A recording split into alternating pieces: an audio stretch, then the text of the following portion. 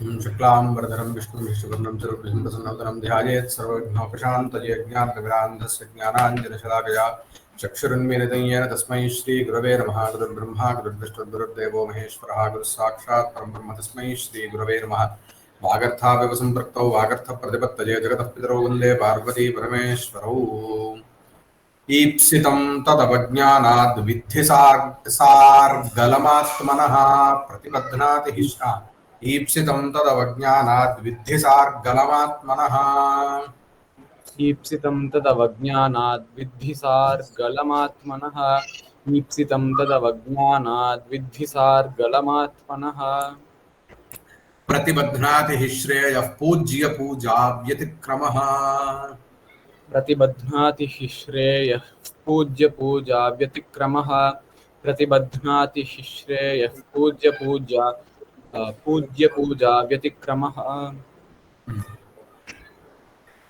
ईप्सितं तत् तदवज्ञानात् विद्धि सार्गलम् आत्मनः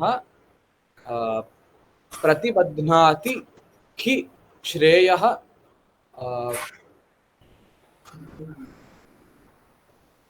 पूज्य पूजा व्यतिक्रमः। क्रियापदम प्रतिबध्नाति இன்னொன்னு இருக்கு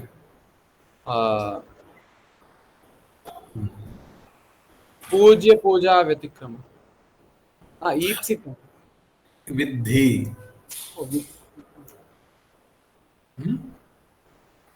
प्रतिबध्नाति।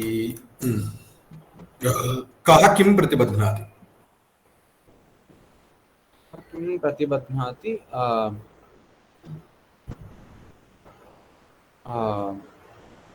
श्रेयः कः?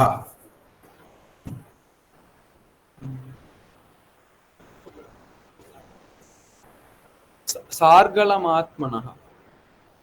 पूज्य पूजा व्यतिक्रमः प्रतिबध्नाति। किं प्रतिबध्नाति? श्रेयः प्रतिबध्नाति। श्रेयः इति द्वितीया विभक्तौ। तर्हि पूज्य पूजा व्यतिक्रमः श्रेयः प्रतिबध्नाति। विद्धि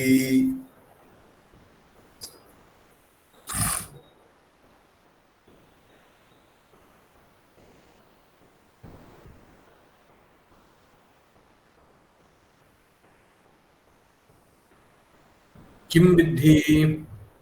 किं विद्धि? ईप्सितं विद्धि।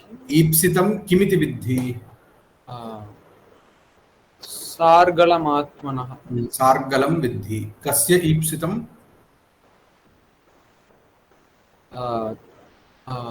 आत्मनः ईप्सितं। कस्मात्?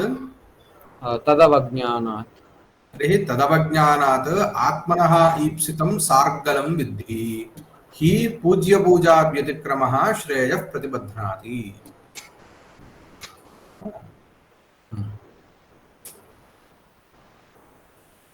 मறுவாட்டி சொல்றியா?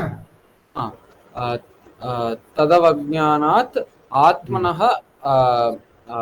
सार्गलं ईप्सितं सार्गलं विद्धि। हि प्रतिबध्नात् पूज्य पूजा व्यतिक्रमः श्रेयः प्रतिबध्नाति।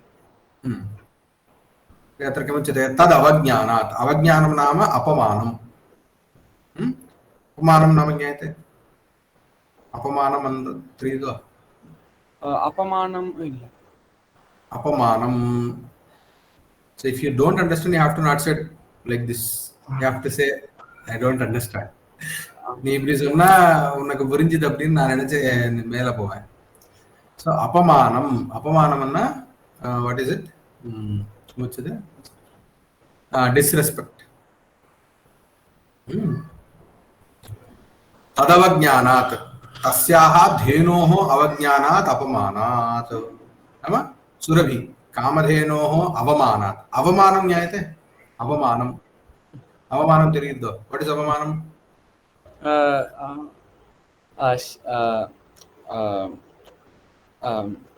because of doing something wrong, feeling shame, guilty. Okay, yeah. So here it is disrespect. So because of disrespecting Kamadhenu, Atmanah ईप्सितं sargalam vidhi. Atmanah, that is swasya. ईप्सितं नाम मनोरथम. ईप्सितं नाम आप्तुमिष्टम ईप्सितं. So whatever you wish to have can be called as ईप्सितं. So your wishes are sargalam. Sargalam nama sapratibandham. Sapratibandham nama, they are with hindrance. Iti vidhi. So you need to understand that because of disrespecting the Kamadhenu, you understand that whatever your wishes are, they are with hindrance. That means they cannot be realized because of a hindrance which is caused by disrespecting the Dhenu. Sorry. Kimartham, why? Because he Pujya Puja Vyatikramaha. Pujya Puja. Pujya Puja name Pujya means people who are eligible for puja. They are called as Pujya. Puja. So the puja for who is a Pujya. So that is Pujya Puja. So worshipping those who are to be worshipped. That is Pujya Puja. Tasya Pujayaha Tasyaha Vyatikramaha. Not doing that. Not performing puja or not respecting those who have to be respected. Okay. So by not respecting the people or anything which has to be respected, that will actually cause, that will do what? Tata Shreya Pratibadhnati. Shreya means in the sense here, it is whatever is good for you. Okay, welfare for yourself. That will be hindered. That will be, stopped.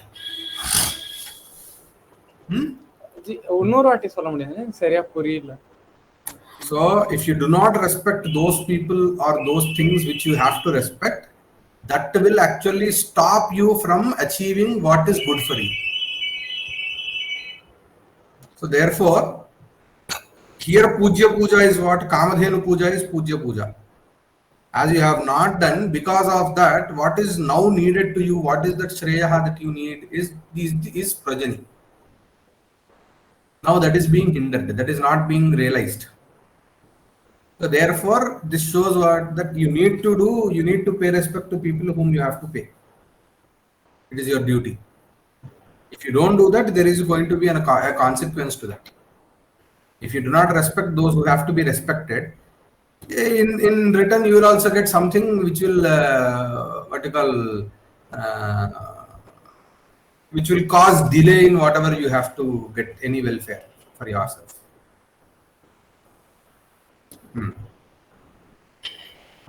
Ipsitam akaranta pumlinga. Why? Napumsakalinga. Akaranta napumsakalinga ipsita shabdasya प्रथमा विभक्ति एकवचनान्तं रूपं तदवज्ञानात् अकारान्त नपुंसकलिंग तदवज्ञान शब्दस्य पंचमी विभक्ति एकवचनान्तं रूपं विद्धि विदधातोः मध्यमपुरुष एकवचनान्तं रूपं लोटि मध्यमपुरुष एकवचनान्तं रूपं सार्गलम आकारांत नपुंसकलिंग सार्गल शब्दस्य प्रथमा विभक्ति एकवचनान्तं रूपम् आत्मनः नकारांत पुंलिंग आत्मन शब्दस्य षष्ठी विभक्ति एकवचनान्तं रूपं प्रतिबध्नाति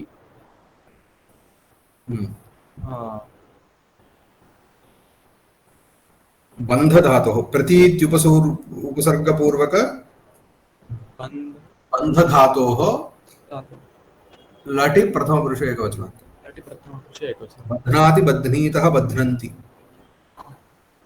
हि अव्ययपदं श्रेयः सकारान्त नपुंसकलिंग श्रेयस् शब्दस्य द्वितीया विभक्ति एकवचनान्तं रूपं पूज्य पूजा व्यतिक्रमः अकारान्त पुल्लिंग पूज्य पूजा व्यतिक्रम शब्दस्य प्रथमा विभक्ति एकवचनान्तं तस्याः अवज्ञानं तदवज्ञानं तस्मात् तदवज्ञानात् पूज्य पूजा व्यतिक्रमः पूज्यस्य पूजा पूज्य पूजा पूज्य पूजायाः व्यतिक्रमः पूज्य पूजा व्यतिक्रमः once recite this श्लोक ईप्सितं तदवज्ञानाद् विद्धि सार्गलमात्मनः प्रतिबध्नाति हि श्रेयः पूज्य पूजा व्यतिक्रमः हविषे दीर्घसत्रस्य साचेदानीं प्रचेतसः भुजङ्गपिहितद्वारं हविषे दीर्घसत्रस्य साचेदानीं प्रचेतसः हविषे दीर्घसत्रस्य साचेदानीं प्रचेतसः भुजङ्गपिहितद्वारं पातालमधितिष्ठति भुजङ्गपिहितद्वारं पातालमधितिष्ठति भुजङ्गपिहितद्वारं पातालमधितिष्ठति हविषे दीर्घसत्रस्य सा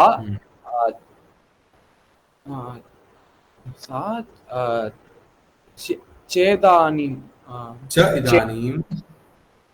चेदानीं सा च इदानीं प्रचेतसः भुजङ्गपिहितद्वारं पातालम् अधितिष्ठति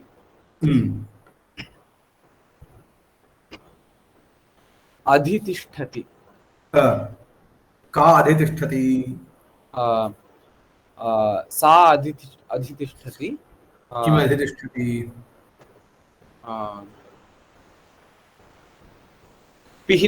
भुजङ्गपिहितद्वारं पातालम् अधितिष्ठति पातालम् अधितिष्ठति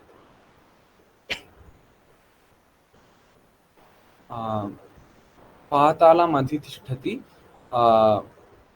पातालं कथं भूतं भुजङ्गपिहितद्वारं पातालम् अधितिष्ठति कस्मै किमर्थं किमर्थं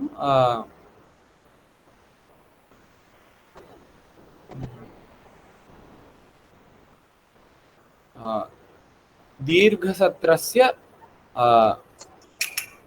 what is the vibhakti kasmai chaturthi right हविषे हविषे कस्य हविषे दीर्घसत्रस्य हविषे कस्य दीर्घसत्रं अस्य दीर्घसत्रं प्रचेतसः कदा इदानीं सा च इदानीं प्रचेतसः दीर्घसत्रस्य हविषे भुजङ्गपिहितद्वारं पातालम् अधितिष्ठति सा च इदानीं प्रचेतसः दीर्घसत्रस्य हविषे भुजङ्गपिहितद्वारं पातालम् अधितिष्ठति So as of now that Vasishtha has told what is the reason and what is the aparadha that he has done. So there will be a question, right? Okay, if that is the problem, then I will go to Kamadhenu and plead her. Because she is there in Devaloka. So I was able to go and meet Vindra. Therefore, I will go and meet Kamadhenu and plead her and will get rid of this guilt or whatever this papam, etc. And I can have my project. But that is not possible. By sa nama surabhi idanim now idanim prachetasaha havishe dirghasatrasya havishe.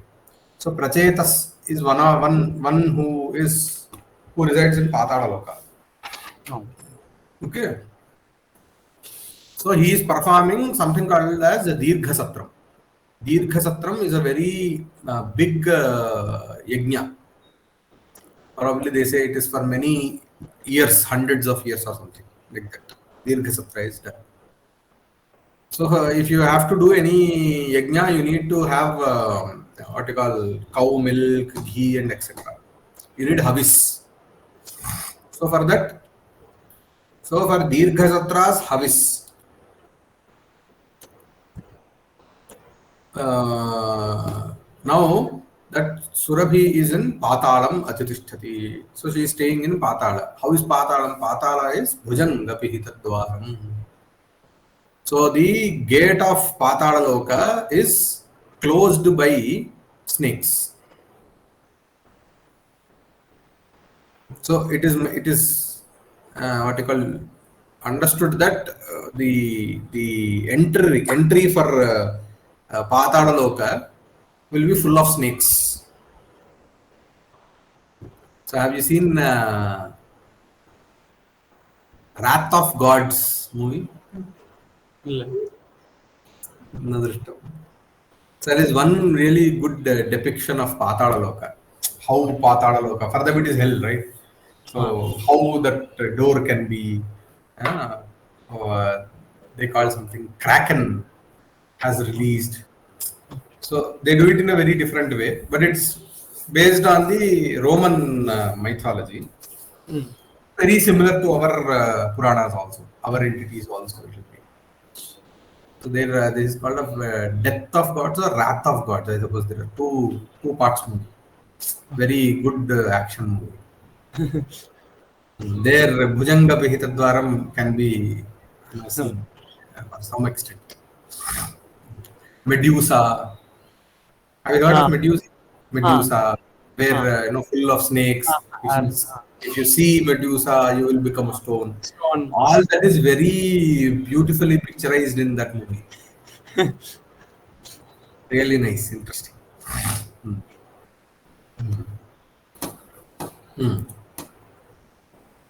विषये